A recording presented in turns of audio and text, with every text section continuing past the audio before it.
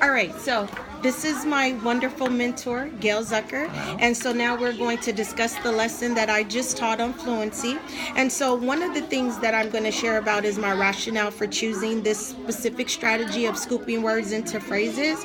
I just finished a round of assessments, and although we do a lot of readers theater in my classroom, we do a lot of phonics and rereading strategies, I've noticed that some of my kids still struggle a lot with their fluency. So I learned this new strategy in the current class that we're taking, and I thought that it would be something good to try on with my kids. How do you think it went, Gail, from what you saw? I think it was really, honestly, engaging. The students were on task. I liked the pacing of the lesson. I love that you used a video to engage them and pull them in. They got to, you modeled it, so I do, we do, you do, so you actually gave them an opportunity to engage in it, and then also the extension of doing it at home and bringing the parent piece in to show your parent what's happening at home. I think they understood what they were being asked to do, and you could see as you were listening in, checking in for understanding, you could definitely see that they knew what their task was. I think the differentiation I noticed, the way that you pushed in to certain students, and certain students had different parts to focus on based on what they could control at this time. And I feel, and that's going down a little about what I could have done differently. I wanted to differentiate, but then I had a student say, but what about me? Where's my part? And he felt a little left out, which I never want to happen. So I think in the future, I'll do a better job of explaining how I differentiated so that they know they're not being left out. I'm supporting them and meeting them at their point of need.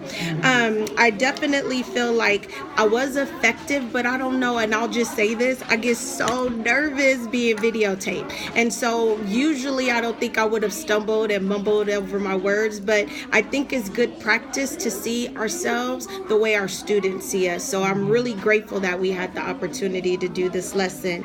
I think also that one of the strengths of this lesson is empowering my kids so that they can take on this work and it's not me doing it for them. And I feel like that visual support after assessing my kids and learning about their learning preferences, it really helps me understand that I have a lot of visual learners. So now they have that tool, and even once we remove the actual scooping with the crayon, they can start to visually chunk on their own. So that's my goal.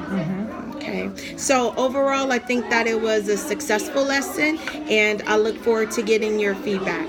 I think one thing that you said that's important is videotaping, is for you to go back and actually watch the video of yourself to see where you could have slowed down, or where you could have spent more time, or even done one passage, one part one day, one part the next day. Totally agree. You can kind of see, watching yourself will give you that insight into what you notice about yourself. I agree, and I also went back and forth trying to decide, would it be more effective whole group or in a small group? So in the future, I definitely want to try it on in a smaller group, and I feel like I would definitely also be able to address those needs right there. Right. So I'm looking forward to continuing trying on this strategy. Right. All right, so thank you, Gail. I appreciate it. Bye.